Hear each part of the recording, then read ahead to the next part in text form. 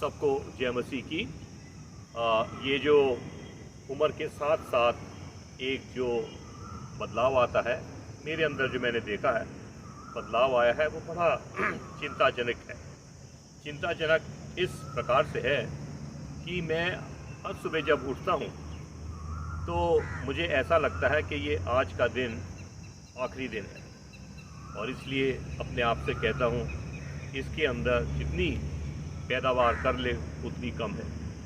और मैं सोचता हूँ कि बेशक सुनने में अटपटा लगता है, लेकिन मेरे लिए जहाँ तक इसके नतीजे हैं अच्छे निकलते हैं कि मैं समय बर्बादी की जो आदत मेरी रही वो दूर हो गई, और अब प्रत्येक पल मेरे लिए बड़ी प्रमुख है कि लगता है जैसे मोमबत्ती जलती जा रही है और मोम पिघलता जा रहा है और धीमे धीमे कम होता जा रहा है। ये समय जो है ये इसने समय के साथ साथ समय की अहमियत मुझको सिखाई है। एक समय था जब लापरवाही थी, बड़ा इजी रहना, लेकिन अब प्रत्येक पल जो है वो ऐसी हो गई है कि लगता है कि कहीं हाथ से ना निकल जाए।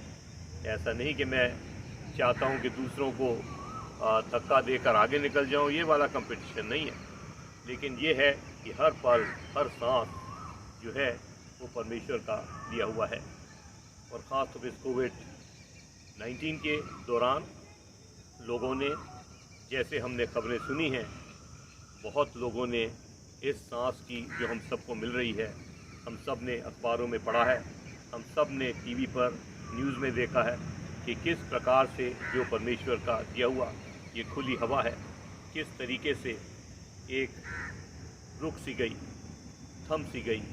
और उन लोगों के लिए जिनको ये बीमारी से जो लोग पीड़ित हैं, जिन पर इस बीमारी ने आक्रमण किया, इस पेंडेमिक ने न केवल उनकी सेहत को लेकिन इस समय की अहमियत को समझा दिया। और जो सबसे बड़ा आज मैं चाहता हूँ, जो मैंने सीखा है कि इस समय की अहमियत को हम समझ लें कि प्रत्येक पल दोबारा तो नहीं लौटेगा, लेकिन जो कुछ मैं आज इस पल में कर लूँगा वो शायद इस उद्देश्य से कर रहा हूँ कि इससे दूसरों का भला हो, आने वाली पीढ़ियों के लिए कुछ शिक्षा हो, कुछ उनके लिए भलाई हो, कुछ उनके लिए मैं जोड़ के छोड़ के जा रहा हूँ। ये मेरी अंदर की भावना है।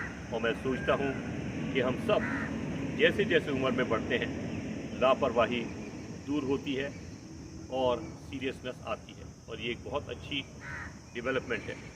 और इसलिए जब हम इस जीवन को जी रहे हैं, प्रभु यीशु के शब्दों को याद रखें। प्रभु यीशु ने कहा कि रात हुआ चाहती है और ऐसा समय आएगा जब कोई व्यक्ति काम नहीं कर सकता। मैं चाहता हूँ कि हम सब इस बात को बड़ी गहराई से सोचें, और यदि हमारे अंदर ये भावना है, और मैं आज सोचता हूँ काश मैंने ये आज से 20-30 साल पहले इस वक्त की अहमियत को समझा होता, तो शायद स्तर थोड़ा और ज़्यादा आगे बढ़ता, स्पीड और तेज़ होती। लेकिन ये सब परमेश्वर की इच्छा है, और ये उसका एक बड़ा भारी दान है कि हमारे अंदर इस बात का एक एहसास आया है। और मेरी प्रार्थना है कि औरों में भी आ जाए, ताकि हम मिल कर के एक ऐसा समाज पैदा करें जिस समाज की बात प्रभु यीशु करते हैं, जिस राज्य की, और इसके अंदर सब में भाईचारा, आपसी प्रेम और एक दूसरे को क्षमा करना, कि जिसने हमें ये सिखाया, हमारे पाप क्षमा कर, जैसे हमने भी अपने प्रति अपराधी करने वालों को क्षमा किया। काश ये संस्कृति, ये समाज की नींव पड़ जाए तो संसार जो बाहर तक से बहुत सुंदर है, मैं सोचता हूँ कि एक हमारे अंदरूनी खुशी भी हमारे अंदर पैदा होगी।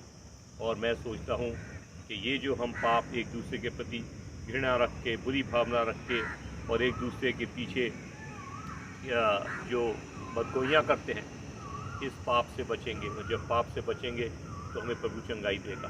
परमेश्वर हम सबको आशीष दे। आमीन।